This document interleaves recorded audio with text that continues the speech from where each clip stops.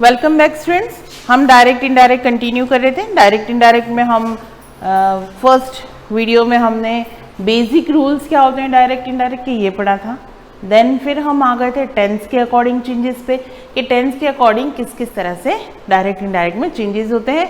हमने लास्ट जहाँ पे ड्रॉप किया था वो पोर्शन था जब हम पास्ट सिंपल अगर हमारे डायरेक्ट के सेंटेंस में पास्ट सिंपल है तो जब हम उसको चेंज करेंगे तो वो पास्ट परफेक्ट में चला जाएगा। इसके हमने 2 एग्जाम्पल्स भी देख लिए थे।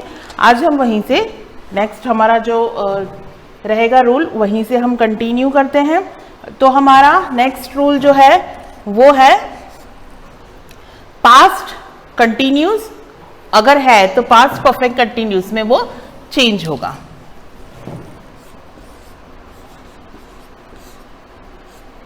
पास्ट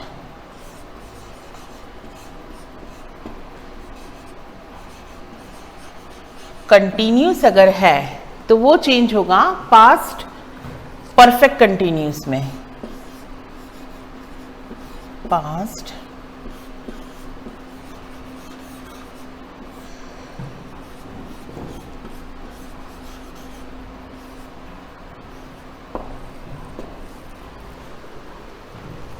पास्ट कंटिन्यूस में क्या होगा? was were, right, plus verb की first form and ing। Past perfect continuous में क्या होगा? had been प्लस वर्ब की first form and then ing। अब हम देखते हैं इसके कुछ एग्जाम्पल्स को।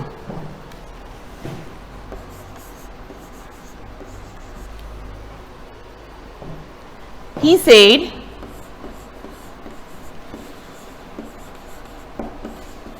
comma inverted comma it was rain। Example है हमारा he said it was raining inverted comma close. हम इसका जब इनडायरेक्ट बनाएंगे तो क्या बनाएंगे? He said that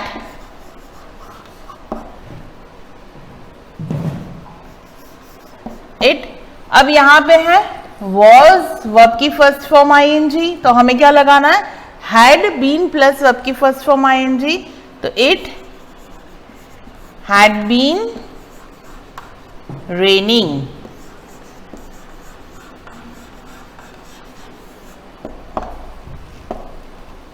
clear? एक और एग्जाम्पल के थ्रू हम समझ लेते हैं। इसका जो सेकेंड एग्जाम्पल है वो लिखवाती हूं। He said comma inverted comma the boys were playing inverted comma close। तो हमारा इनडायरेक्ट का सेंटेंस बनेगा He said that the boys had been playing, then full stop। Clear? अब हम हमारे नेक्स्ट रूल की तरफ जाते हैं। अब कुछ ये तो थे सारे चेंजेस जो हमने टेंस के अकॉर्डिंग पढ़े थे। अब हम बात करते हैं उस चेंज की कि जहां पर टेंस, ऐसा कौन सा टेंस होगा जहां पर एज इट इज सेंटेंस आएगा और उसका कोई चेंज नहीं होगा। आपको एक लाइन लिखनी है, there is no change, there is no change in past perfect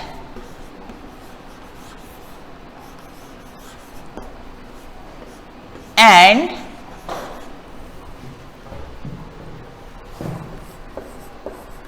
past perfect continuous.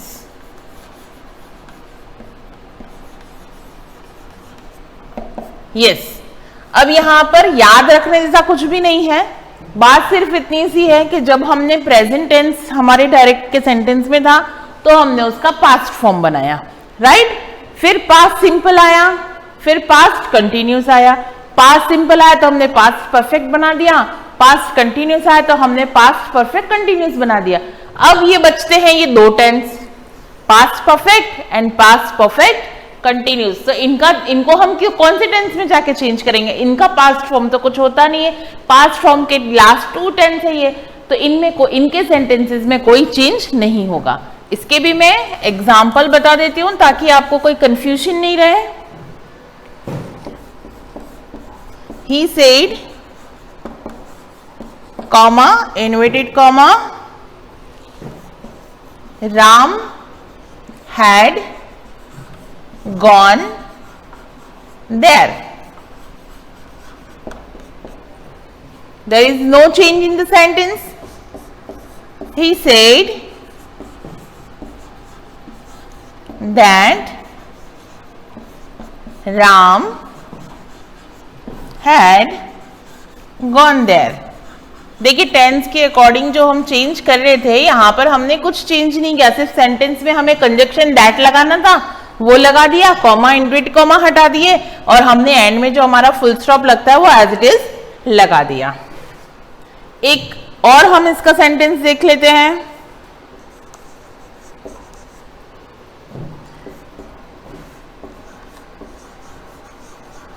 Mohan said, comma, inverted comma, he had already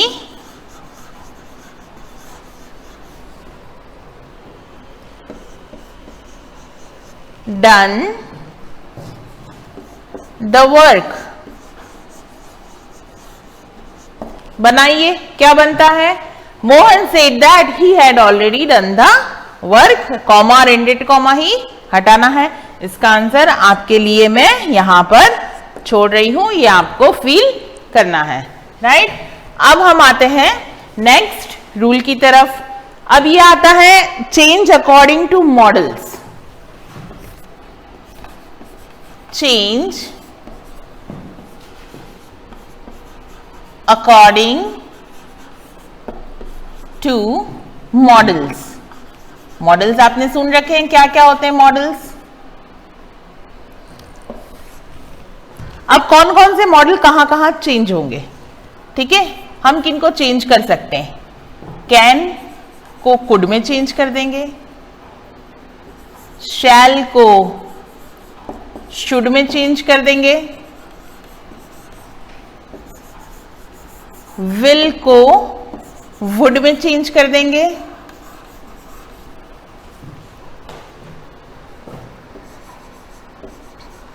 must को हैड टू, और अगर आप ये नहीं लगाना चाह रहे हैं तो मस्ट में ही रहने दे सकते हैं, right.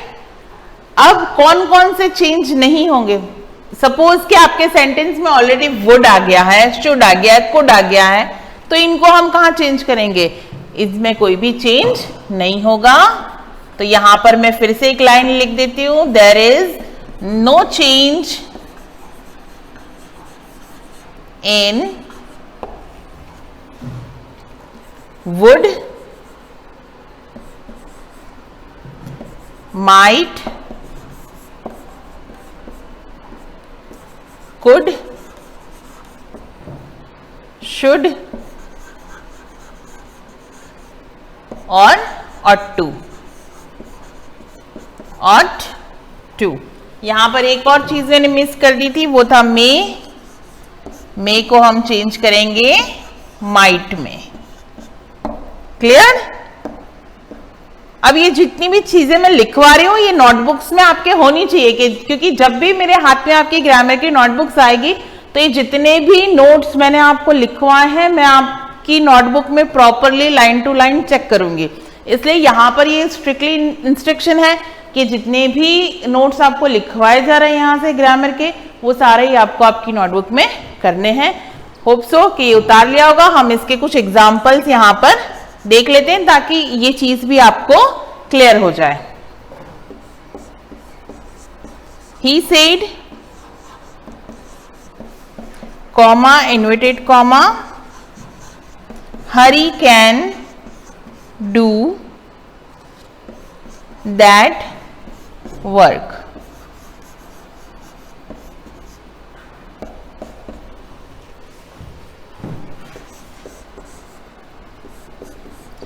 He said that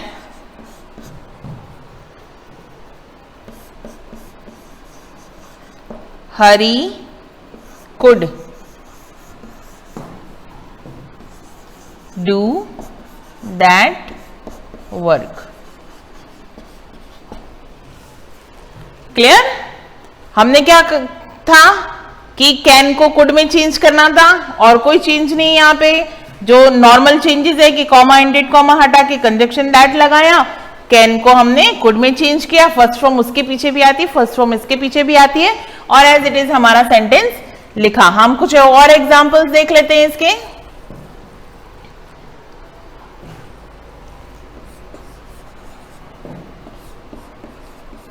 The teacher said, comma, inverted comma, the boys may go home.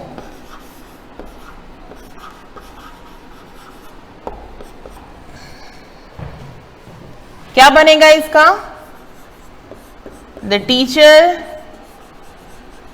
said that the boys might, may को किसमें चेंज करने को कहा था मैंने? might में might go home। और लास्ट हम इसका एक और एग्जाम्पल देख लेते हैं ताकि एक मस्ट का भी हो जाए जो एज इट इज होगा। she said, comma, inverted comma, Mohan must see the picture।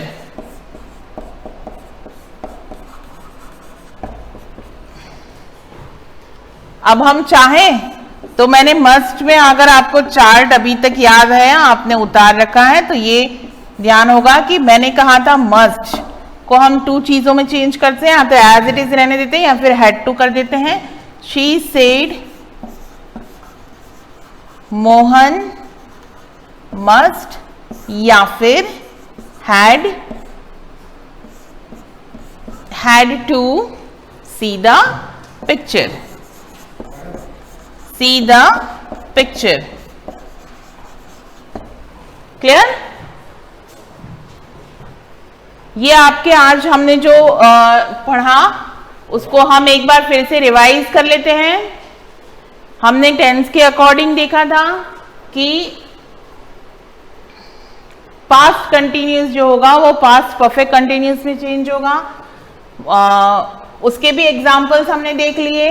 Then हमने बात की कि किस किस में चेंज नहीं होता है टेंस के अकॉर्डिंग, तो वो है पास्ट परफेक्ट और पास्ट परफेक्ट कंटिन्यूस। उसके भी एग्जांपल्स देख लिए हमने। चेंज अकॉर्डिंग टू मॉडल्स कि कौन सा मॉडल किस में चेंज होगा और कौन सा मॉडल चेंज नहीं होगा, तो उसके भी एग्जांपल्स आज हमने देख लिए। तो आज की क्लास में हमने ये कंप्लीट किया है। नेक्स्ट क्लास में हम नेक्स्ट रूल के साथ प्रेजेंट होंगे। तब तक आप इन सेंटेंस को रिवाइज करें, इनकी प्रैक्टिस करें और अपने कॉन्सेप्ट को क्लियर करें। Thank you.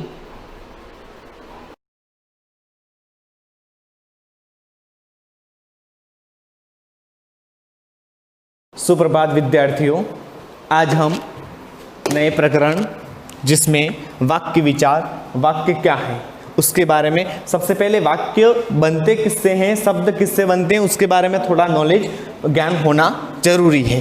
अब हम देखें तो वाक्य, सबसे पहले हम बात करें वर्ण की। सबसे पहले वर्ण बनते हैं, ठीक है। वर्णों से शब्दों का निर्माण होता है, शब्द बनते हैं और शब्दों से वाक्य बनते हैं। वर्ण से शब्द, शब्द से वाक्य। अब देखो, वर्ण तो हमने अ से लगाकर ज्ञ तक वर्णमाला है, हमें ध्यान है। शब्द वर्णों से ही लेकर के वर्णों का प्रयोग करते हुए शब्द का निर्माण होता है। वर्ण के बिना शब्द की कल्पना नहीं और शब्द के बिना वाक्य की कल्पना नहीं की जा सकती है।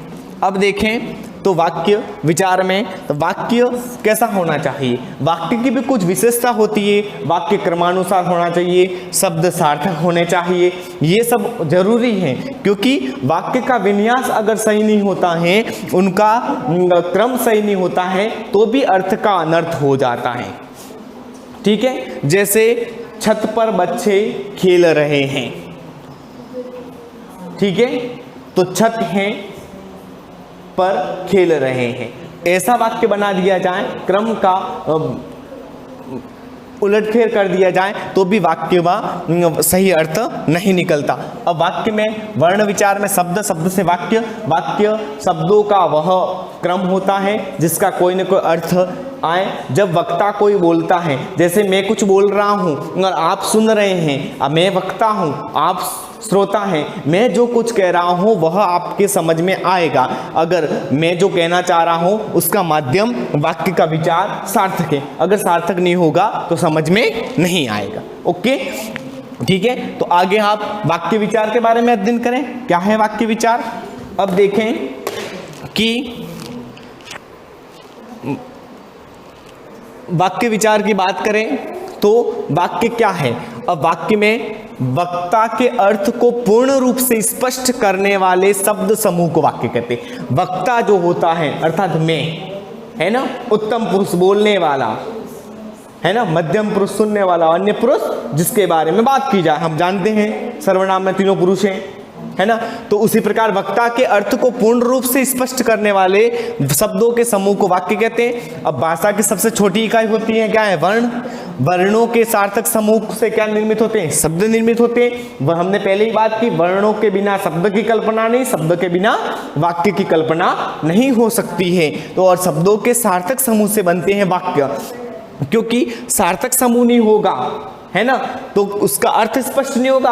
अर्थ स्पष्ट नहीं होगा तो मैं जो कुछ कहना चाहता हूं वो आपके समझ में नहीं आएगा, आप जो कुछ कहना चाहेंगे वो मेरे समझ में नहीं आएगा। जैसे वक्ता और श्रोता का जो संबंध होता है वह संबंध नहीं बन पाएगा। अब शब्दों के सार्थक समूह से वाक्य बनते। अब देखें इसकी डेफिनेशन सहित देखें। शब्दों के सार्थक क्रम को अगर बदल दिया जाए, मैंने भी बात की कि शब्दों के जो सार्थक क्रम है उसको अपन बदल देते हैं तो वक्ता का अभिप्राय स्पष्ट नहीं होता। अर्थात वक्ता का अभिप्राय है, वक्ता जो कहना चाहता है वो हमारे समझ में नहीं आएगा। अब देखो वक्ता क्या कहना, विभा छत के ऊपर खड़ी है। अब ये सही वाक्य है, विभा छत के ऊपर या छत पर खड़ी है, कोई फर्क नहीं है। लेकिन अगर छत है विभा के ऊपर खड़ी, ऐसा अर्थ बना दिया जाए तो ये तो अर्थ उल्टा हो गया, क्योंकि छत है विभा के ऊपर खड़ी, अर्थात विभा के ऊपर छत थोड़ी खड़ी है, विभा छत पर खड़ी है। ये वाक्य हमारा सिद्ध है। क्रम बदलने पर छत है विभा के ऊपर खड़ी, जिसके कारण अर्थ का अनर्थ हो जाएगा, वाक्य हमारे समझ में नहीं आएगा।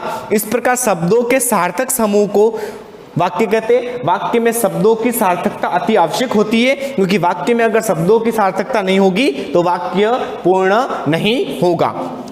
आगे बात करें तो वाक्य के प्रमुख अंग, वाक्य के अंगों के बारे में भी हम छोटी क्लासों से सीखते हैं। वाक्य के प्रमुख दो अंग होते हैं, एक उद्देश्य होता है, एक विधेय होता है। उद्देश्य की परिभाषा, उद्देश्य उसे कहते हैं जिसमें कर्ता आता है, और विधेय में कर्ता के विषय में जो कुछ कहा जाता है वह विधेय आता है। उसकी हम परिभाषा देखें।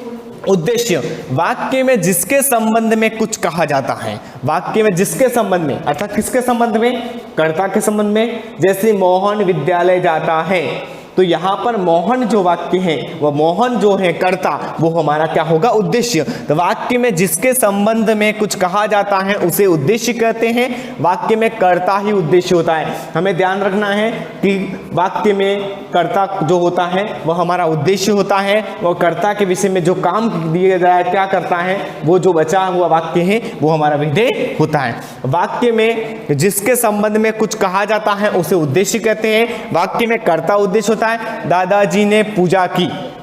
अब यहां कर्ता कौन है, दादाजी। लड़के खेल रहे हैं, यहाँ लड़के खेल रहे हैं, मोहन खेल रहा है, श्याम पढ़ रहा है। बहुत से वाक्य हैं, आप अपनी कार्यकुशलता से अलग अलग प्रकार के वाक्य बना सकते हैं, और उसमें जो कर्ता है उसको अंडरलाइन करें, उसको टिक करें और पता लगाएं कि ये उद्देश्य है, इसलिए हमारा कर्ता है। अब उद्देश्य के बाद दूसरा होता है विधेय। उद्देश्य अर्थात कर्ता के संबंध में वाक्य में जो कुछ कहा जाता है वह विधेय होता है। अब विधेय में क्या होता है, कर्ता के संबंध में जो बात की जा रही है वह विधेय में आएगा। जैसे बालक दूध पी रहा है, मोहन पत्र लिख रहा है, या बालक और मोहन हमारे तो उद्देश्य हैं, और दूध पीना और पत्र लिखना, ये पूरा जो दूध पी रहा है क्या काम कर रहा है, बालक दूध पी रहा है, मोहन क्या कर रहा है, पत्र लिख रहा है। ये दोनों जो कार्य हैं वो विधेय के अंतर्गत आएंगे। अब वाक्य के आगे बात करें हम, तो वाक्य में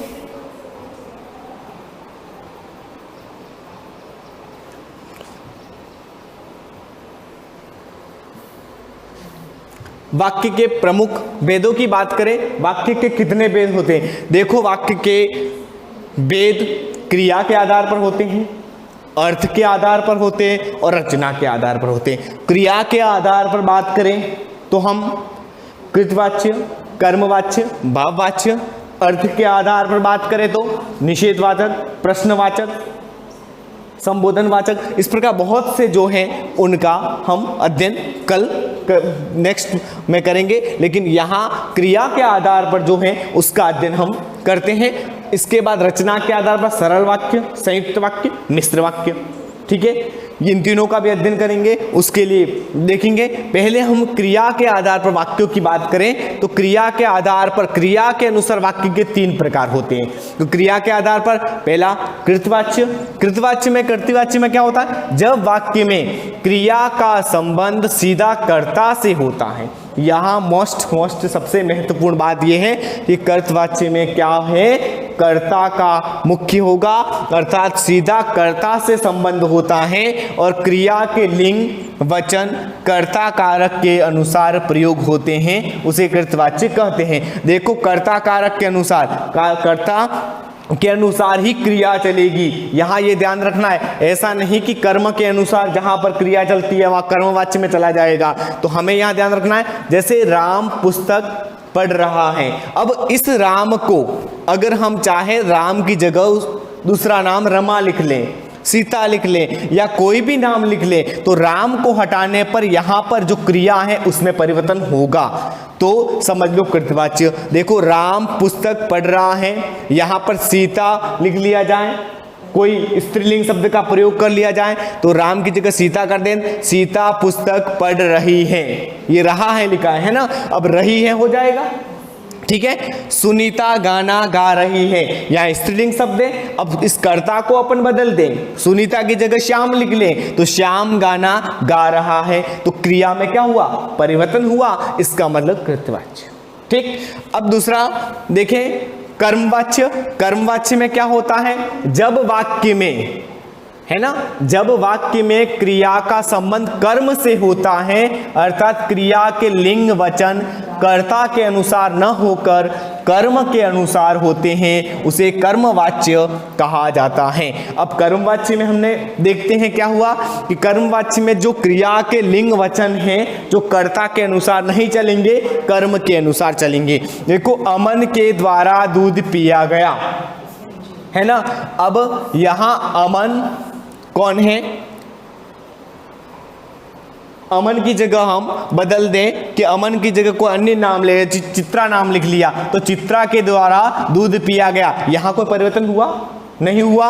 और आगे देखें तो प्राची के द्वारा खेल खेला गया, तो इनको भी देखें, यहां कर्ता के अनुसार नहीं, यहां दूध और खेल के द्वारा परिवर्तित होगा, ठीक है, कर्म के अनुसार। भाववाच्य जब वाक्य में क्रिया कर्ता और कर्म के अनुसार प्रयुक्त न होकर भाव के अनुसार प्रयुक्त होती है उसे भाववाच्य कहते हैं। जब वाक्य में क्रिया जो होती है कर्ता और कर्म के अनुसार नहीं होती, अमन से दूध पिया नहीं जाता, रमा से पढ़ा नहीं जाता, इन तीनों एक वाच्य के अंतर्गत हमारा पूरा एक 10वीं क्लास में एक वाच्य करके पूरा नया प्रकरण भी है, जिसमें भी इसी प्रकार के वाक्य के अनुसांग में ही आता है, जो कि हमारे कारक कालवाच्य तीनों सम्मिलित 3 नंबर का एक प्रश्न बनता है, ठीक है। तो यहाँ पर कृतवाच्य में क्या होता है कि सकर्मक अकर्मक दोनों क्रियाएं, कर्मवाच्य से केवल सकर्मक होता है और भाववाच्य केवल अकर्मक होता है। इसके बाद हम अर्थ के आधार पर हम अन्य कल देखेंगे अर्थ के आधार पर कितने भेद हैं और उनके क्या क्या प्रभेद हैं उनका वर्णन करेंगे। तब हम तक हमें देखना है कि क्रिया क्या है, उसकी परिभाषा, क्रिया के साथ जो वाक्य है, वाक्य की परिभाषा, वाक्य किससे बनते हैं, शब्द किससे बनते हैं, उसका संपूर्ण ज्ञान हमें हो जाना चाहिए। तब जाकर के क्रिया के अर्थ के आधार पर और क्रिया के अर्थ के आधार पर कल देखेंगे, रचना के आधार पर और एक नया वीडियो देखेंगे। इस प्रकार, ठीक है, ये आपका प्रकरण समाप्त होता है। धन्यवाद।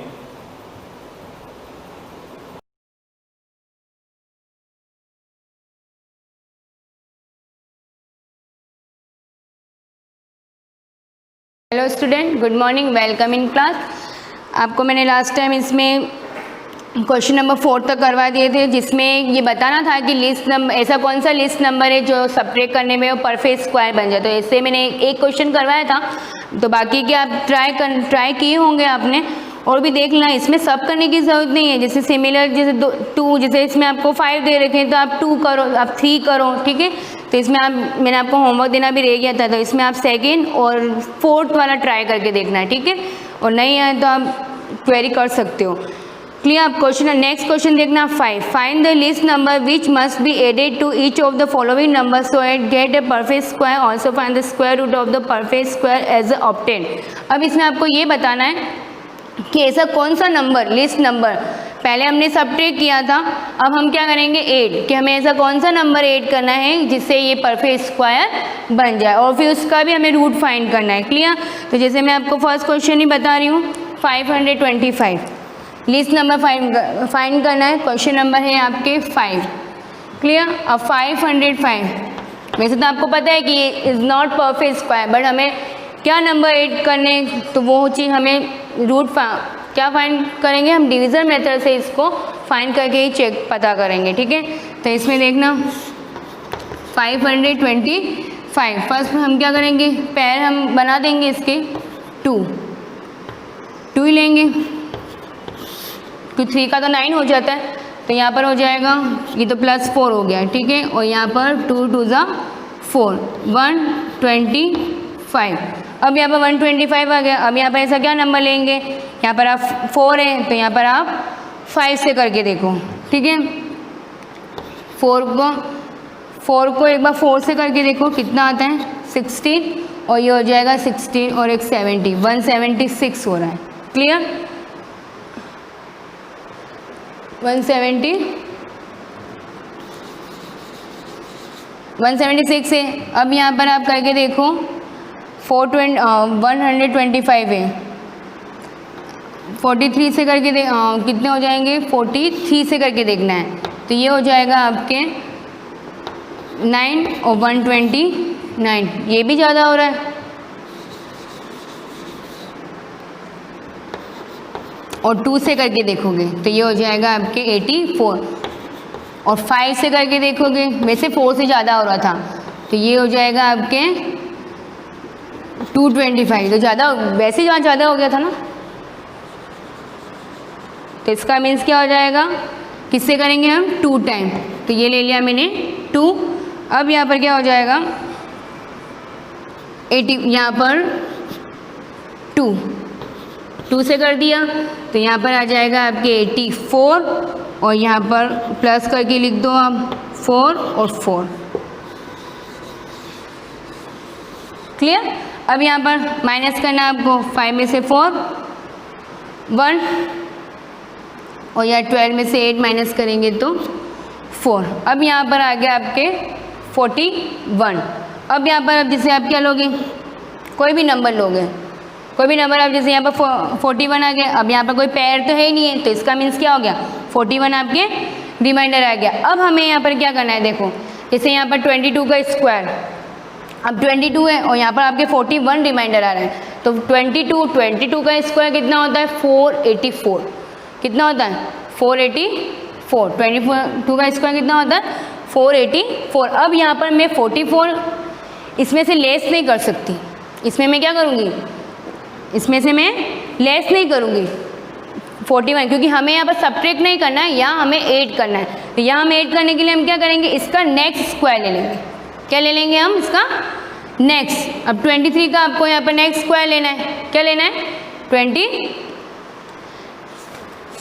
23 का लेना है आपको, ठीक है। 23 का, जैसे 22 यहाँ पर मैं अगर देखो 22 का 484 होता है, बट यहाँ पर हमारे 525 है और यहाँ 525 यहाँ पर मैंने लिया है, और यहाँ पर मैं अगर 41 को यहाँ माइनस भी कर देती हूँ, ठीक है, तो मेरे यहाँ पर 484 आ जाएगा, पर वो क्या हो जाएगा, माइनस, और हमें यहाँ पर 8 करना है। तो इसका मीन्स क्या होगा, हम यहाँ पर नेक्स्ट स्क्वायर, हम नेक्स्ट परफेक्ट स्क्वायर ले सकते हैं। अब 22 है, 484 है, अब इसका नेक्स्ट स्क्वायर क्या होगा, 23, और जिसका स्क्वायर क्या हो जाएगा, 529।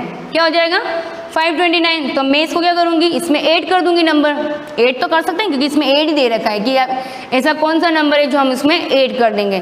तो अब देखो, तो यहाँ पर आपको क्या लिखना है, नाउ क्या हो जाएगा, सबसे फर्स्ट 520 इज नॉट, वैसे परफेक्ट स्क्वायर नहीं है तो भी आप लाइन लिख दो, is not perfect square, 525 is not perfect square. और यहाँ पर देखो 22 स्क्वायर इज लेस देन, अब यहाँ पर क्या है, जो 22 का जो स्क्वायर, क्योंकि यहाँ पर हमारे रिमाइंडर आ रहा है, ठीक है, तो 22 यहाँ पर आया। अब 22 का स्क्वायर क्या है, किससे लेस देन है, 525 से। तो हम क्या करेंगे, नेक्स्ट हमारे परफेक्ट स्क्वायर क्या हो जाएगा, क्योंकि हम इसमें ऐड करना है हमें, तो next perfect square, next perfect square क्या हो जाएगा, 525 स्क्वायर रूट, सॉरी हाँ, नेक्स्ट परफेक्ट स्क्वायर रूट क्या हो जाएगा, 23। नेक्स्ट परफेक्ट स्क्वायर हम जैसे 529, अब 525 के बाद 529 आ रहे हैं, तो यहाँ पर क्या हो जाएगा, यहाँ पर स्क्वायर, यहाँ पर स्क्वायर कर देंगे, ठीक है। नेक्स्ट, इसे नेक्स्ट परफेक्ट स्क्वायर 525 तो नहीं है, अब इसका नेक्स्ट क्या है, 529, तो 529, अब 529 है किसका है, 23 का, ठीक है। तो यहाँ पर क्या लिखोगे, सो वी एडेड 525 में हम क्या कर देंगे, 529, कितने हम प्लस करेंगे इसमें, 4, तो कितने आ जाएंगे, 529। और ये किसका स्क्वायर रूट, ये किसका स्क्वायर होता है, of 23।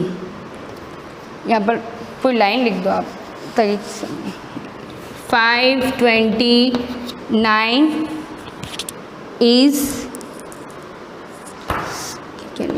is perfect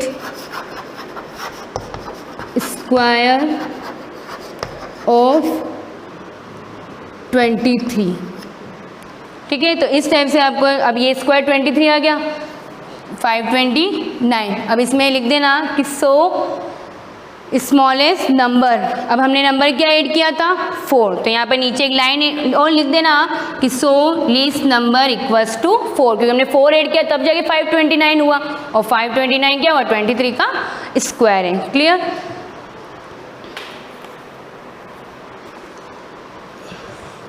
yes. Next question देखना, फाइंड द लेंथ। अब इसमें बाकी जो क्वेश्चन है वो आप ट्राई करना है, इसमें इसे थर्ड क्वेश्चन एक बार आप कर लेना, ठीक है, थर्ड और सेकंड, दोनों सेकंड और थर्ड आप ट्राई करना। क्लियर। अब क्वेश्चन नंबर है आपके 6, find the length of side of the square whose area is 441 metre square. इसमें आपको साइड फाइंड करनी है, साइड मतलब स्क्वायर दे रखा है और उसकी आपको इसमें क्या फाइंड करनी है, साइड, और इसमें एरिया दे रखा है और हमारे स्क्वायर का जो एरिया है वो क्या होता है, side into side, side into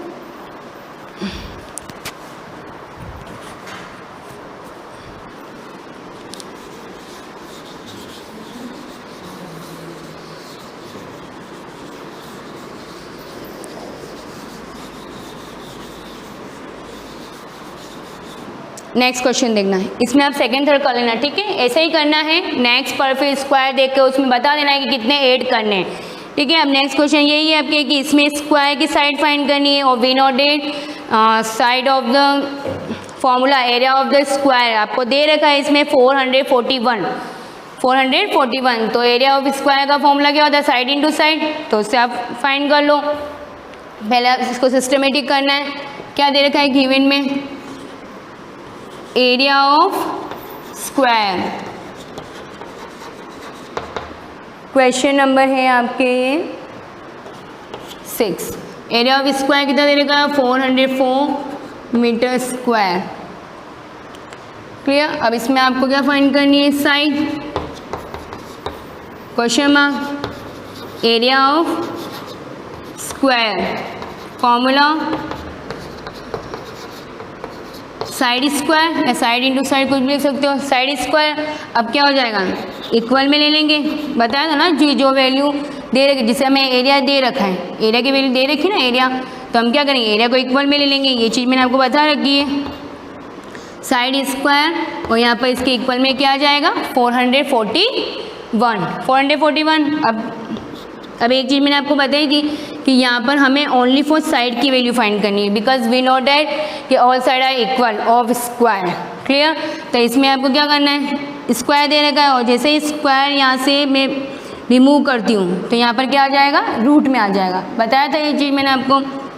तो साइड इक्वल्स टू क्या हो जाएगा 441, अब ये रूट में आ जाएगा 441 और रूट फाइंड करना है, इसका मीन हमें रूट फाइंड करना है यहाँ पर, तो साइड इक्वल्स टू 441, आप रूट फाइंड करके देख लेना इसका अलग से, यहाँ पर शो मत करना, 441 का यहाँ पर रूट फाइंड करके देखोगे तो ये आएगा आपके 21, तो लिख देना सो द, नीचे लाइन लिख देना, so the side of the square equals to 21 metre, clear.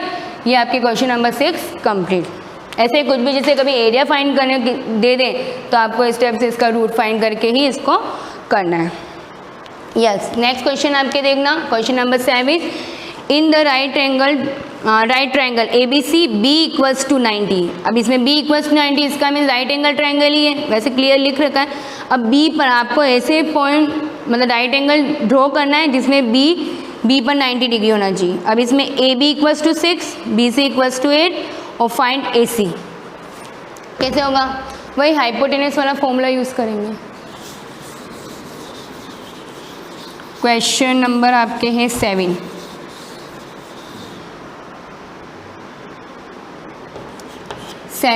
ठीक है। जैसे मैंने एक राइट एंगल ट्रायंगल ड्रॉ किया है यहाँ पर, ठीक है। यहाँ पर B पर हमें 90 बनाना है, B दे रखा है तो B पर ही 90 होना चाहिए, ठीक है। ये राइट एंगल ट्रायंगल है, यहाँ C कर दिया, क्लियर। अब यहाँ पर क्या करेंगे, हम वैल्यू दे रखी है हमें, क्या हो जाएगा AB यहाँ पर आपको दे रखी है 6 सेंटीमीटर, ठीक है। और BC आपको दे रखी है यहाँ पर BC 8 और AC फाइंड करनी। AC मीन्स पता है, you know that hypotenuse, base and height, clear. अब इसमें फॉर्मूला क्या होता है हाइपोटेनस का, वही C square hypotenuse square equals to base square plus height square, यही होता है। तो इसमें आपको डायरेक्ट यही करना है, तो वही इसको A ले लो, इसको B ले लो, इसको C ले लो, ठीक है। वेरिएबल से हम कर सकते हैं, तो क्या हो जाएगा C square equals to A square plus B square, क्या हो जाएगा A square equals to C square equals to A square plus B square. अब यहाँ पर देखना C स्क्वायर AC यहाँ पर आपको जो वेरिएबल दे रखे उस टाइप से आपको लिखना है, ठीक है। AC AC square equals to A square means AC हमने क्या लिया यहाँ पर BC लिया ना, A को हमने B लिया है पर BC मीन्स, और B हमारे यहाँ पर क्या हो गई AB, तो AB स्क्वायर। अब इसको सॉल्व कर दो, AC square equals to BC 8 square plus ये 6 स्क्वायर। क्लियर। अब यहाँ पर AC स्क्वायर, नेक्स्ट स्टेप देखना, 8 स्क्वायर, 8 इंटू 2 नहीं करना है, 8 इंटू 8, तो 8 इंटू 8 कितना हो जाएगा 64 प्लस 36, कितना हो गया 36, और ये हो जाएंगे आपके, यहाँ पर लिख रही हूँ मैं बैक में, तो क्या हो जाएगा AC स्क्वायर इक्वल्स टू 100। तो AC स्क्वायर, हमें AC की वैल्यू चाहिए या स्क्वायर की वैल्यू, तो ये क्या आ जाएगा रूट में, तो AC इक्वल्स टू 10 सेंटीमीटर, और AC हमें फाइंड करना था, तो इस टाइप से आपको इसको hypotenuse formula Pythagoras theorem use करके इसको सॉल्व करना है। नेक्स्ट जो B वाला है उसमें आप ट्राई करना है। Clear, yes. और 8 और 9 क्वेश्चन मैं आपको नेक्स्ट क्लास में कंटिन्यू करवा दूँगी। Okay, thank you.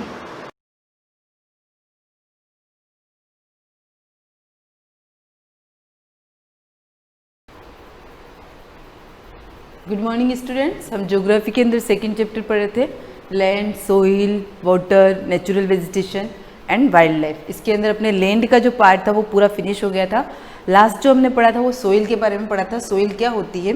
अब हम जो आज पढ़ने वाले हैं कि सोइल कैसे बनती है, फॉर्मेशन प्रक्रिया क्या होती है, कि किस प्रकार से मिट्टी बनती है। ये लास्ट वीडियो में मैंने आपको बताया था कि मिट्टी बनने का जो टाइम होता है वो 1 या 2 दिन का नहीं होता है, मिट्टी को बनने में हज़ारों साल लग जाते हैं। तो आज हम पढ़ेंगे मिट्टी कैसे बनती है और कौन कौन से ऐसे फैक्टर्स होते हैं जो मिट्टी को प्रभावित करते हैं कि हमारी मिट्टी अच्छी है या उसके अंदर कौन से मिनरल्स है या नहीं है, कि क्लाइमेट का इफेक्ट कैसा पड़ता है, कि टाइम कितना चाहिए उसको। ऐसे सारे बहुत सारे पॉइंट है जो आपको पढ़ने हैं, जिससे हमको ये पता चलेगा कि मिट्टी कैसे बनती है और कौन कौन से ऐसे फैक्टर्स है जो उसको प्रभावित करते हैं।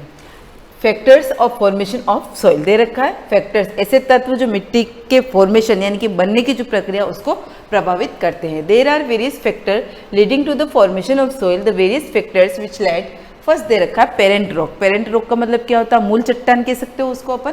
पेरेंट जो टॉप पे होगा, हेड होगा। It determine the texture, colour, minerals, chemical components, permeability. क्या दे रखा है, इट डिटरमाइंस द टेक्सचर। उसके अंदर कौन कौन सी चीज़ें होती है मिट्टी के अंदर, ये सारी चीज़ें जैसे हम आगे लेसन पढ़ेंगे तो आपको ये पता चलेगा कि अलग अलग कलर की मिट्टी आती है, उनमें अलग अलग टाइप के मिनरल्स पाए जाते हैं। तो ये डिपेंड करता है कि मिट्टी के अंदर कैसे केमिकल्स है, कैसे मिनरल्स है, उनका कलर कैसा है, उनका टेक्सचर कैसा है, उनकी पारदर्शिता कैसी है, ये सभी किसके ऊपर डिपेंड करता है। पेरेंट रॉक के अंदर ये सारे तत्व हैं या नहीं है।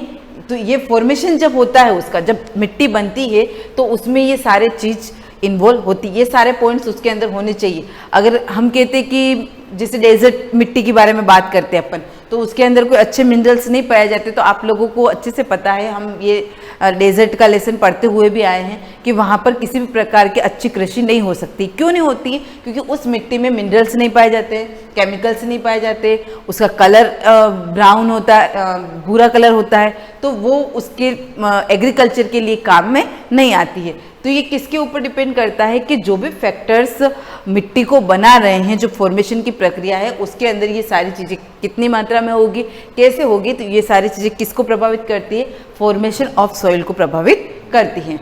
नेक्स्ट पॉइंट देखा जाए, क्लाइमेट, जलवायु कैसी है। अगर मिट्टी बन रही है तो उसके ऊपर डिपेंड करता है जलवायु कैसी है, उसके ऊपर डिपेंड करता है। जैसे मैं आपको सिंपल से एक एग्जांपल दूँ, अभी आप लोगों के लेसन में नहीं आया, लेकिन अगर आप लास्ट ईयर की बुक उठा के देखते हैं तो उसमें 2 पॉइंट आते हैं, खादर और भाबर। उसके अंदर क्या होता है कि जो नदीय क्षेत्र होता है, जो तराई क्षेत्र होता है, जहाँ पर हर साल क्या होता है, नदियों का पानी जो होता है नई मिट्टी को लेकर आता है।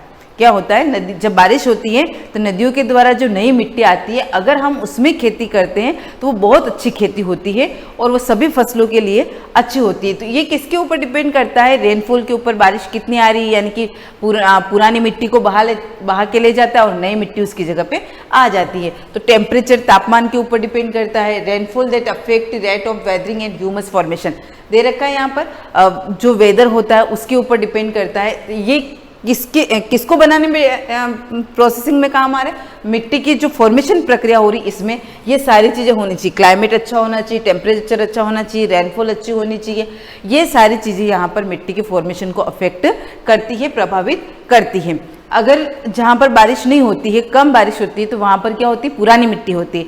तो हमको जो एग्रीकल्चर का वर्क है वो उसी पुरानी मिट्टी में करना पड़ता है। तो वो इतना अच्छा नहीं होता है जितना कि नवीन मिट्टी में होता है, तराई के जो क्षेत्र होते हैं उसमें होता है। नेक्स्ट पॉइंट आता है relief, slope and altitude determine soil एक्यूमुलेशंस। क्या दे रखा है, रिलीफ, स्लोप यानी ढलान के क्षेत्र और एल्टीट्यूड ऊंचाई डिटरमाइन सोइल एक्यूमुलेशन, ये डिपेंड करता है कि आपकी मिट्टी को कितना संचय करके रखा जा सकता है। तो थर्ड पॉइंट क्या आएगा, स्लोप, वही ढलान वाले क्षेत्र, और एल्टीट्यूड का होता है ऊंचाई। तो ये किसके, एक्यूमुलेशन का मतलब होता है संचय करने की जो प्रक्रिया है कि मिट्टी कितनी संचित होकर करेगी उसके ऊपर डिपेंड करता है। नेक्स्ट आता है फ्लोरा, फोना and micro organism affect the rate of humus formation. Flora के अंदर क्या आएंगे, पर्टिकुलर, आप लोगों ने साइंस में भी पढ़ा होगा, फ्लोरा और फोना क्या होता है। फ्लोरा के अंदर ऐसे पेड़ पौधे आते हैं जो पर्टिकुलर एक ही जगह पे रहते हैं और उसी जगह पर मिट्टी की फॉर्मेशन की जो प्रक्रिया होती है उसको बनाते हैं या करते हैं, या आप फिर कहते हैं उसको फर्टाइल करते हैं, उपजाऊ बनाते हैं। आप लोगों को हम आपस में बात करते हैं ना कि जिस मिट्टी के अंदर छोटे छोटे ऐसे पेड़ पौधे या जीव जंतु वहाँ पे मर जाते हैं, कर जाते हैं, ये तो वो मिट्टी क्या होती है, धीरे धीरे उपजाऊ हो जाती है, क्योंकि वो क्या होंगे, नेचुरल मिनरल्स आएंगे उसके अंदर। एक तो आप पेस्टिसाइड और इनका यूज़ करते हो तो वो नेचुरल नहीं, लेकिन यहाँ पर फ्लोरा के अंदर क्या है, ये पर्टिकुलर जो ट्रीज होते हैं वो आते हैं, और फोना के अंदर ऐसे एनिमल्स जो उसी जगह पर रहते हैं और वहीं पर कहते हैं कि अपना पूरा जीवन यापन की जो प्रोसेसिंग होती है उनकी पर्टिकुलर उसी जगह पर करते हैं। जैसे आपकी एग्जाम्पल भी दे रखा है, मिट्टी पर्टिकुलर ये ले लो कि इसी मिट्टी के अंदर वो पेड़ पौधे रह रहे हैं, उसी के अंदर कहीं दूसरी जगह नहीं जा रहे, तो उसी मिट्टी को उपजाऊ बनाना करना, तो किसके ऊपर भी डिपेंड कर रहा है, फ्लोरा के ऊपर, फोना के ऊपर। और जहाँ पर फ्लोरा और फोना होंगे वहाँ पर क्या होगा, माइक्रो ऑर्गेनिज्म। जैसे अभी अपन देखते बारिश के मौसम में जगह जगह पर काई आ जाती है, हरी कलर की जो होती है ना काई, अगर वो ज़्यादा दिन तक रहती है तो उसके पास में फंगस भी आ जाता है। तो ये सारी चीज़ें किसको अफेक्टेड करती है, हमारी मिट्टी को प्रभावित करती है कि मिट्टी कितनी उपजाऊ बनती है और कितनी नहीं। देखो दे रखा है affect the rate of humus formation, यानी कि जो ह्यूमस फॉर्मेशन की जो प्रक्रिया है उसको ये कौन कौन प्रभावित करता है, फ्लोरा, फोना और माइक्रो ऑर्गेनिज्म। जहाँ पर फ्लोरा और फोना होते हैं वहाँ पर माइक्रो ऑर्गेनिज्म एंड छोटे के छोटे जीव जंतु वैसे भी आ जाते हैं, वहाँ पर उत्पन्न हो जाते हैं। तो ये तीनों भी सोइल फॉर्मेशन की जो प्रक्रिया है उसको प्रभावित करते हैं। लास्ट पॉइंट आता है time determines the thickness of soil profile. क्या दे रखा है, समय के ऊपर भी डिपेंड करता है कि मिट्टी की जो मोटाई है, मिट्टी अपनी मोटी है, पतली है, उसकी परत कैसी है, ये भी डिपेंड करता है कितने टाइम में वो बन रही है, कितने टाइम में वापस ख़राब हो रही है। तो किसके ऊपर डिपेंड करता है, टाइम के ऊपर, उसकी थिकनेस कैसी है, क्या है, ये सारी चीज़ें उसके ऊपर डिपेंड करती हैं। तो आप लोगों से अगर ये क्वेश्चन पूछा जाता है कि ऐसे कौन कौन से फैक्टर हैं जो सोइल फॉर्मेशन की जो प्रोसेसिंग है उसको प्रभावित करते हैं, तो आपको इन 5 पॉइंट के बारे में लिखना है। और आपको ये जैसा बना रखा है, अगर आप इससे बेटर बना सकते हैं तो बहुत अच्छी बात है। आपकी नोटबुक में ये वर्क होना चाहिए, पीछे इसका क्वेश्चन हो या नहीं हो, वैसे तो होगा 99% इससे रिलेटेड क्वेश्चन, क्योंकि बहुत इंपॉर्टेंट चीज़ आती है सोइल के लिए कि सोइल फॉर्मेशन की जो प्रक्रिया हो रही है उनको कौन कौन से फैक्टर से प्रभावित कर रहे हैं। तो आपको ये एज नोटबुक में बनाना है, तो आप या तो ऐसा का ऐसा बना देना, या फिर आप इसको और अच्छे से बना सकते हो तो आप इसको और अच्छे से बनाना, जैसे आपकी इच्छा। लेकिन आपको नोटबुक में आज ही वर्क करना है कि सोइल फॉर्मेशन की जो प्रक्रिया उसमें कौन कौन से फैक्टर्स उसको प्रभावित कर रहे हैं। To soil formation are topography, time taken for composition of soil formation, role of organic material and this differ from place to place। अब देखो क्या दे रखा है लास्ट इसके अंदर, सोइल फॉर्मेशन टोपोग्राफी। टोपोग्राफी का मीन्स होता है स्थल की आकृति, कि कैसे स्थल की आकृति यानी कि माउंटेन्स है, पठार है, पहाड़ है, नदी है, उसके ऊपर डिपेंड करती है। Time taken for composition, time समय के ऊपर डिपेंड करता है कि कितने समय में उसका निर्माण हो रहा है। Next, role of organic minerals, जैविक जो मिनरल्स उसके अंदर मिलते हैं जैसे फ्लोरा, फोना, माइक्रो ऑर्गेनिज्म, वो इसके अंदर आ जाएंगे। And this differ from place to place, और किसके ऊपर डिपेंड करता है, अलग अलग समय पर अलग अलग ये चीज़ें निर्धारित करती है कि मिट्टी किस प्रकार और कैसे बनेगी। नेक्स्ट दे रखा है लेयर्स ऑफ सॉइल। ये अब इसमें पढ़ेंगे कि मिट्टी की कौन कौन सी लेयर्स होती, कौन कौन सी परत होती, इसको अपन नेक्स्ट वीडियो में कंटिन्यू करेंगे। आज के लिए जो मैंने आपको वर्क दिया वो आपको नोटबुक में कर लेना। Thank you.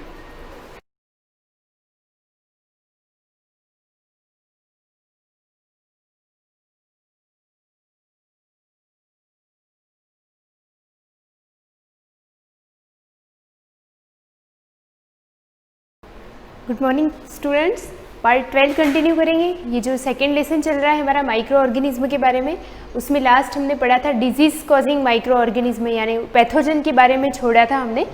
कंटिन्यू करते इसी को। यहाँ पे जैसे ये चीज़ पढ़ाई थी हार्मफुल माइक्रो ऑर्गेनिज्म, यानी कौन कौन से माइक्रो ऑर्गेनिज्म है जो हमारी बॉडी के लिए हार्मफुल होते हैं। पहले इससे पहले बेनिफिशियल देखा था, यानी कि इनसे हमको फ़ायदा कैसे होता है, बेनिफिट। तो कुछ चीज़ें फूड के रूप में यूज़ होती है, कुछ माइक्रो ऑर्गेनिज्म होते हैं ना जो फूड के रूप में यूज़ करते हैं हम। इस चीज़ को मैंने आपको पढ़ाया था microorganism as a source of food.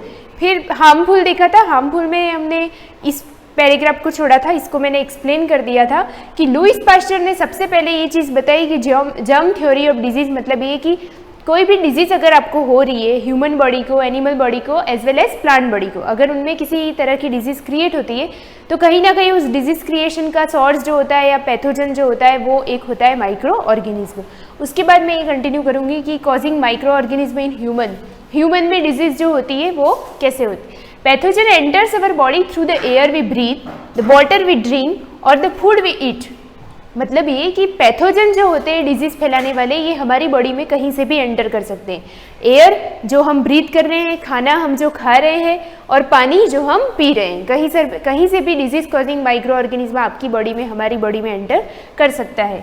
They can also get transmitted by directly contact with an infected person और carried through an animal. That means कि डायरेक्ट भी आपकी बॉडी में एंटर कर सकता है। अगर आप किसी पर्सन के साथ में बैठे हो तो उसके वायरस उसके माउथ से, उसके ब्रीदिंग की जो प्रोसेस होती है उससे कंटिन्यू बाहर जा रहे हैं, अंदर जा रहे हैं, तो उसके ज़रिए भी अगर आप इन्फेक्टेड पर्सन के कांटेक्ट में आते हो, डायरेक्ट कांटेक्ट में आते हो, तो आपकी बॉडी में भी वो पैथोजन या वो डिजीज़ माइक्रो ऑर्गेनिज्म आ सकता है।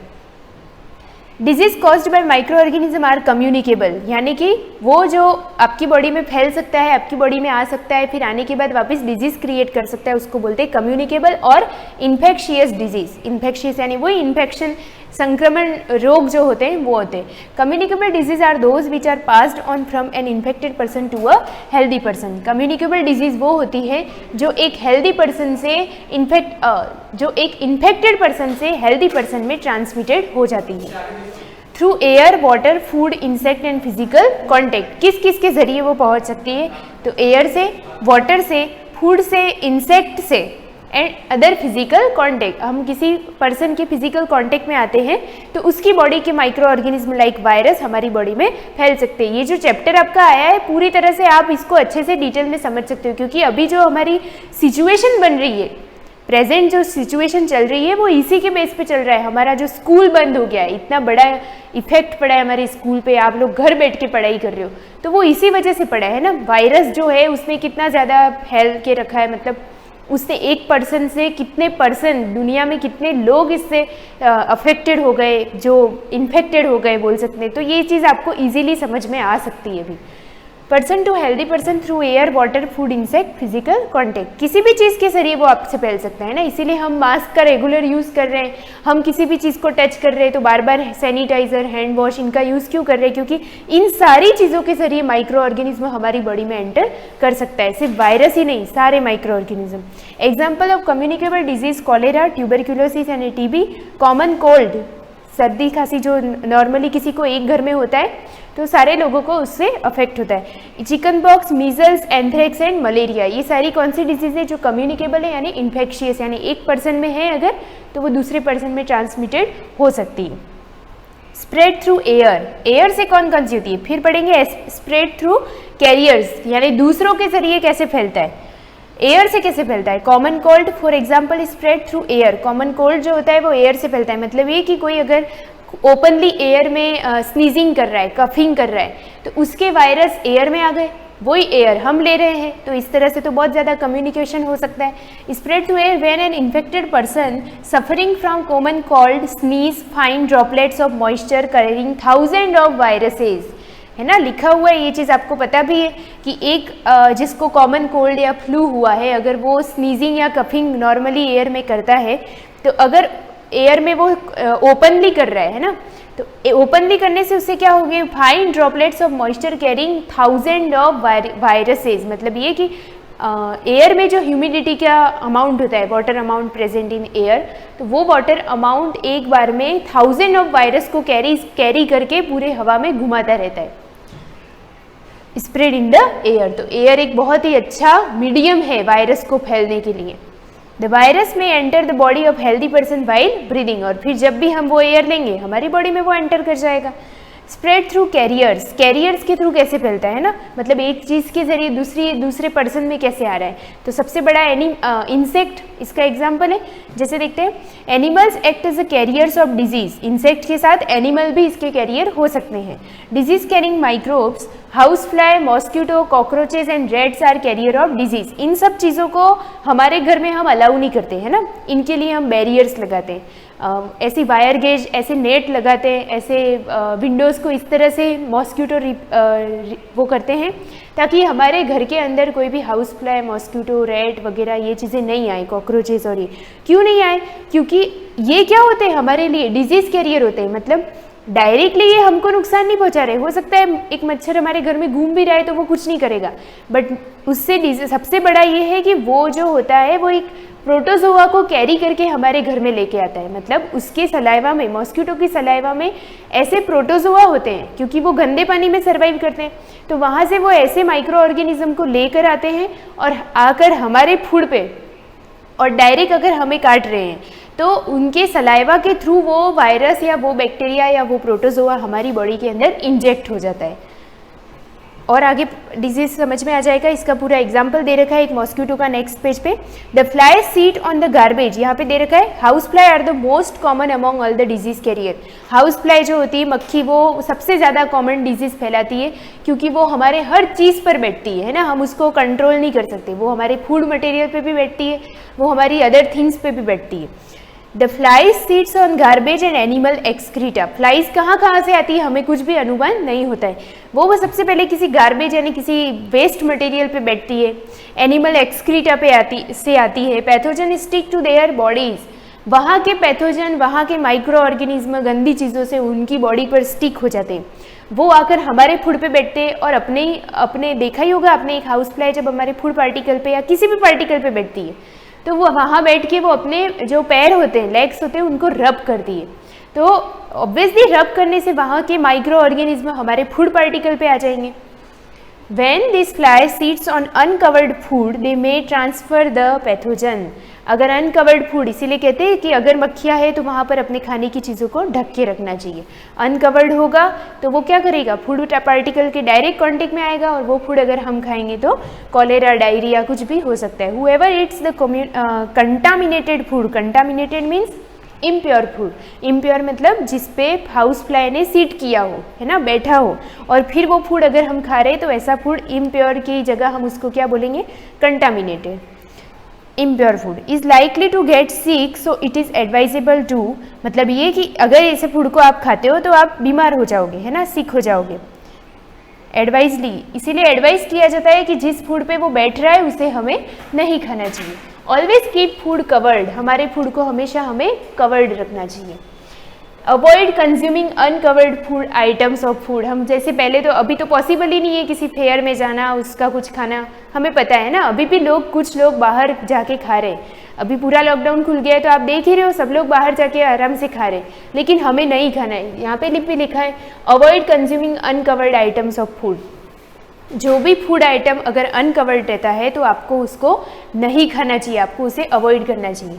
Another example of a carrier of the female anopheles mosquito, this mosquito carries the parasite of malaria, one more carrier is female aedes aegypti which carries dengue virus. आपको पता होगा malaria जो होता है वो एक मॉस्किटो के बाइट से होता है, मॉस्किटो से नहीं होता। मतलब हर मॉस्किटो के साथ आपको मलेरिया नहीं आ सकता, क्योंकि जिस मॉस्किटो के अंदर प्लाज्मोडियम वाइवेक्स नाम का प्रोटोजोआ होगा, जिसकी सलाइवा में अगर वो आपको बाइट करता है तभी जाके आपको मलेरिया होता है। तो ज़रूरी नहीं, हमको पता नहीं है ना कौन से मॉस्किटो के साथ में प्लाज्मोडियम हमारे साथ हमारी बॉडी में आ रहा है। तो आपको तो हर मच्छर से ही दूर रहना है। तो आप क्या करोगे, एक तो अनकवर्ड फूड खाओगे और दूसरी बात यही कि आपके घर में इन चीज़ों को आना ही अलाउ नहीं होना चाहिए। तो यहाँ पे लिखा है कि ये मॉस्किटो जो होते हैं वो अदर पैरासाइट को जो बीमारी फैलाते हैं, डिजीज़ लेके आते हैं, उनको हमारे घर में नहीं आने देना चाहिए। जैसे यहाँ पर मलेरिया का लिखा हुआ नहीं है, पहले आ गया था शायद प्रोटोजोआ में, आप लिख दीजिएगा फिर से। प्लाज्मोडियम जो होता है वो एक प्रोटोजोआ है जो फीमेल एनाफिलीज में अंदर सर्वाइव करता है और उसके काटने से हमें मलेरिया होता है। उसके बाद में ये अंडरलाइन करना, फीमेल एडिस एजिप्टाई, इस नाम के मॉस्किटो से क्या होता है तो डेंगू वायरस होता है। ठीक है, मॉस्किटो ब्रीड इन वाटर, ये वाटर में रहता है। Water must not be allowed to collect anywhere even in tyres, coolers, flower pot etcetera. मतलब हमें इनको रोकना है, हम प्रोटोजोआ को नहीं रोक सकते क्योंकि वो बहुत स्मॉलेस्ट माइक्रो ऑर्गेनिज्म है और वो डायरेक्ट हमारे पास नहीं आ सकता, उसको कोई लेने जाएगा तब जाके वो हमारी बॉडी में आएगा। तो आपको तो इसको कंट्रोल करना है। तो इसको कंट्रोल करने के लिए यही चीज़ आपको पता है कि कहीं पर भी पानी अगर कलेक्ट हो रहा है तो उस पानी को आपको कलेक्ट नहीं होने देना चाहिए। Tyre, cooler, flower pot etcetera, जहाँ पर भी पानी भरता है बारिश का वहाँ नहीं। Keeping the surrounding clean and dry, अपने आसपास क्लीन और ड्राई रखना चाहिए। Spraying of kerosene on the surface of water on form of thin film, this block oxygen and kill larva of mosquito. आपने देखा होगा जो मच्छर बहुत ज़्यादा हो जाते हैं तो कोई स्प्रे करने वाले आते हैं ना, और वो नालियों में वगैरह जहाँ जहाँ पानी इकट्ठा होता है उसकी सरफेस पर केरोसिन डालते हैं। केरोसिन क्या होता है, ऑयल होता है। वाटर के ऊपर कोई भी ऑयल आप डालते हो तो वो ऑयल की ऊपर के ऊपर परत बन जाती है। तो आप वाटर में केरोसिन डालोगे तो केरोसिन की एक लेयर बन जाएगी। लेयर बनने से अंदर ऑक्सीजन नहीं जा पाएगी, अंदर ऑक्सीजन नहीं गई तो अंदर वाले लार्वा अंदर ही ऑक्सीजन की कमी से मर जाएंगे। तो इस तरह से कंट्रोल होगा। Are some precautions to prevent growth of mosquito, इस तरह से मॉस्किटो की ग्रोथ को हम प्रिवेंट कर सकते हैं। Some of the common disease caused by microbe in human, their modes of transmission and general preventive measures are given in table. ठीक है, ये टेबल मैं नेक्स्ट क्लास में पढ़ाऊंगी आपको। ये बोल रहा है कि इस तरह से बहुत सारी डिजीज होती है जो कैरियर से हमारे अंदर आ सकती है। आप इसके नोट्स बनाना। Thank you.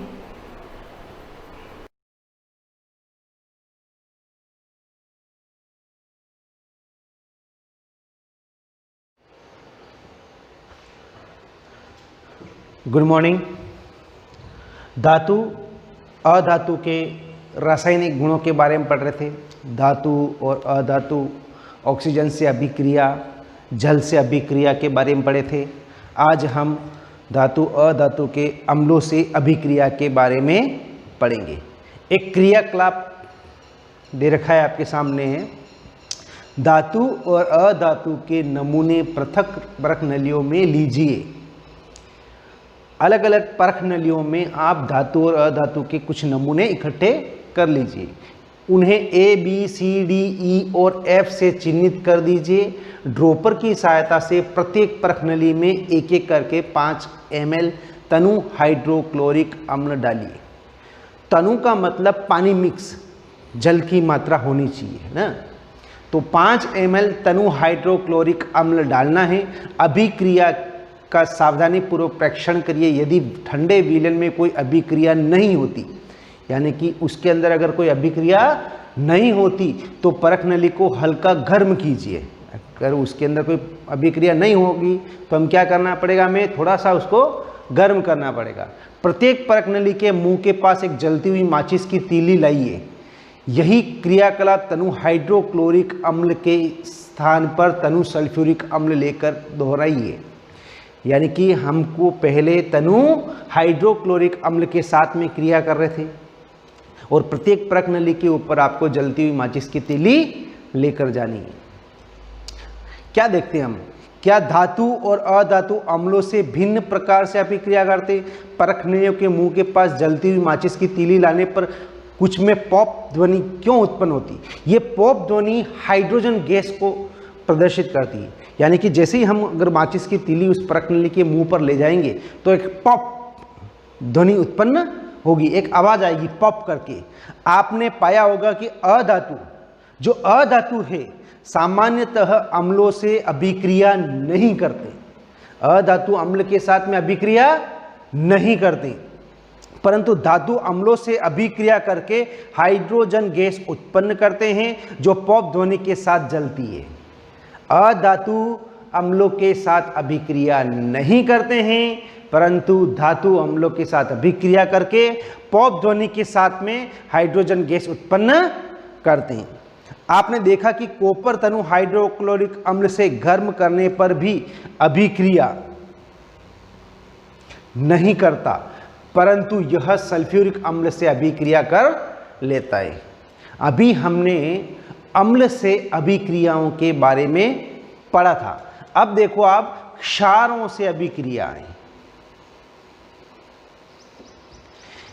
एक परख नली में सोडियम हाइड्रोक्साइड का ताजा विलयन उसकी 3-4 टिकिया 5 ml जल में घोलकर बनाइए। एक परख नली में आपको ये विलयन बनाना है। इसमें एक एल्यूमिनियम की पन्नी का टुकड़ा डालिए, एक जलती हुई माचिस की तीली परख नली के मुंह के निकट लाइए। अब ध्यान से परीक्षण कीजिए।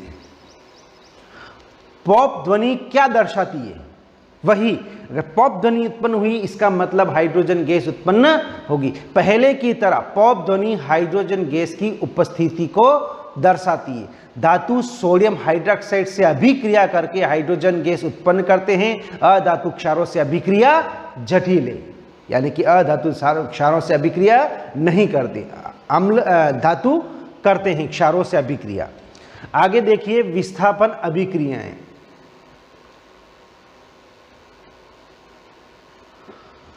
विस्थापन अभिक्रिया, कॉपर सल्फेट और आयरन के मध्य अभिक्रिया वाले क्रियाकलाप को याद कीजिए जो आपने 7th क्लास में पढ़ा था। अब देखो क्रिया, आगे की क्रियाकलाप हम पढ़ेंगे। 100 मिलीलीटर के 5 बीकर लीजिए, जैसा कि हमने 1 2 3 4 5 बीकर ले लिए 100 मिलीलीटर के, ठीक है। उन्हें ABCDE चिन्हित कर लिए, हमने ABCDE चिन्हित भी कर लिया। प्रत्येक बीकर में लगभग 50 ml जल लीजिए। अब इसको आप 50 ml क्या कर लेना, जल डाल देना। आपके सामने देखो हमने 5 बीकर ले लिए, पांचों को हमने नाम ले लिए, ठीक है, और प्रत्येक में 50 ml जल डाल दिया। प्रत्येक बीकर में दर्शाए गए पदार्थों में से प्रत्येक का 1 चम्मच डालकर गोल बनाइए। अब देखो ये आपके सामने, ये मेन चीज है। 5 बीकर है, पांचों को हमने 50 ml जल डालकर भर दिया है और प्रत्येक को हमने नाम भी दे दिया। ए के अंदर कॉपर सल्फेट CuSO4, आपने कॉपी के अंदर नोट करके याद कर लेना। CuSO4 का मतलब होता है कॉपर सल्फेट। दूसरे में कॉपर सल्फेट CuSO4 जो ब्लू कलर के दिख रहे हैं। तीसरे में जिंक सल्फेट ZnSO4, ये सी के अंदर जिंक सल्फेट ZnSO4।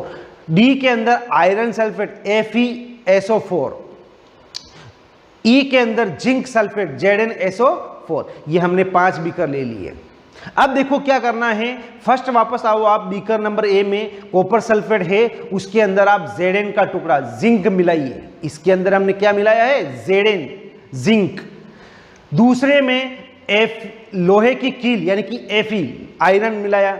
थर्ड के अंदर तांबे की छिलन Cu। फोर्थ के अंदर यानी कि डी के अंदर आपने तांबे की छिलन Cu, और फिफ्थ के अंदर यानी कि ई के अंदर आपको लोहे की कील Fe डाल देना है। अब देखो आप beaker number 1 copper sulphate plus zinc का टुकड़ा, दोनों में अभिक्रियाएं होगी। क्या करेगा, Zn कॉपर को विस्थापित कर लेगा, यानी कि यह पदार्थ क्या बन जाएगा, ZnSO4। ये ZnSO4 बड़ा, ये देखो ये क्या करेगा, जिंक जो है कॉपर को विस्थापित कर लेगा। ये कहेगा भाई तू चल मेरे को आने दे, तो Zn Cu की जगह क्या हो जाएगा, ZnSO4, तो ये अपना रंग भी परिवर्तित कर देगा, कॉपर को विस्थापित करके खुद वहां पर आ जाएगा उसकी जगह, ठीक है। सेकंड देखिए आपने बी में क्या था, कॉपर सल्फेट था, हमने क्या डाला, Fe आयरन, लोहे की कील, तो यहां पर भी ये लोहे की कील आयरन उसको विस्थापित कर लेगा, कहेगा भाई तू चल मेरे को आने दे, तो क्या होगा, FeSO4, ये देखिए FeSO4, सल्फेट वही है, बस कॉपर आ गया इधर, है ना, सॉरी आयरन लोहे की कील, यानी कि FeSO4 बन जाएगा। थर्ड में देखिए सी में ZnSO4 प्लस तांबा Cu, तो यहां पर कोई परिवर्तन नहीं होगा। यहां पर देखिए डी के अंदर FeSO4 प्लस Cu, यहां पर भी कोई परिवर्तन नहीं होगा।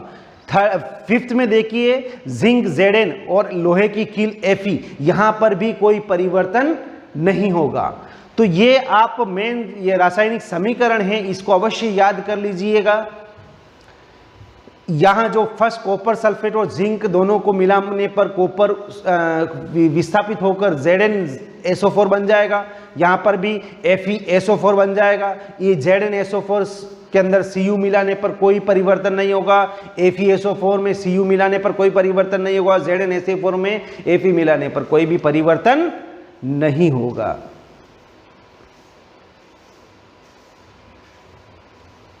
अब देखो आप विभिन्न बीकरों में क्या परिवर्तन देखते हैं। आपने पढ़ा कि एक धातु दूसरे धातु के यौगिक के जलीय विलयन से विस्थापित कर देता है, यानी कि एक धातु दूसरे को विस्थापित कर लेता है। बीकर ए में जिंक कॉपर सल्फेट विलयन से कॉपर को विस्थापित करता है और इसलिए कॉपर सल्फेट का नीला रंग अदृश्य होता है, जो नीला रंग था ना वो गायब हो जाता है और बीकर के पेंदे पर कॉपर का लाल चूर्ण जमा हो जाता है। अभिक्रिया को निम्न प्रकार से प्रदर्शित किया गया, जैसे कॉपर SuSO4 प्लस Zn बनने वाला क्या था, ZnSO4 प्लस Cu, यानी कि ये लाल कलर बन गया, नीचे जो पेंदे में जमा हुआ है ना। इसी प्रकार बी में होने वाली अभिक्रिया भी यही थी। बीकर सी में जिंक का कॉपर द्वारा और बीकर ई में आयरन द्वारा विस्थापित हो सकता था, इसलिए इस प्रकार डी में आयरन का विस्थापन कॉपर द्वारा हो सकता था। क्योंकि हम बीकर सी में कोई परिवर्तन नहीं देखते, हम इस निष्कर्ष पर पहुंच सकते हैं कि कॉपर जिंक सल्फेट से जिंक को प्रतिस्थापित करने में सक्षम नहीं है। परंतु क्योंकि जब बीकर ए में जिंक कॉपर को विस्थापित कर सकता है, तो बीकर सी में कॉपर जिंक को विस्थापित क्यों नहीं कर सकता। याद रखना, विज्ञान मनमाना नहीं होता, यह तथ्यों पर आधारित निश्चित नियमों का पालन करता है। और यहाँ नियम यह है, यह मेन बात आप यह देखिए, यहाँ नियम क्या है कि जिंक कॉपर और आयरन से अधिक अभिक्रियाशील है। उन्होंने विस्थापित क्यों किया, क्यों कि यह नियम क्या है, देखो आप ध्यान से सुनिए। जिंक कॉपर और आयरन से अधिक अभिक्रियाशील है। एक अधिक अभिक्रियाशील धातु कम अभिक्रियाशील धातु को विस्थापित कर सकता है। एक अधिक क्रियाशील धातु कम धातु वाली क्रियाशील धातु को विस्थापित कर सकता है, परंतु कम अभिक्रियाशील धातु अधिक अभिक्रियाशील धातु को विस्थापित नहीं कर सकता है। अब आप समझ सकते हैं कि डी और ई में विस्थापन अभिक्रिया क्यों संपन्न नहीं हुई। ओके, तो आप ये अम्ल से अभिक्रिया और क्षार से अभिक्रियाएं दोनों याद कर लीजिए, और ये रासायनिक जो समीकरण हैं उनको भी अवश्य याद कर लेना।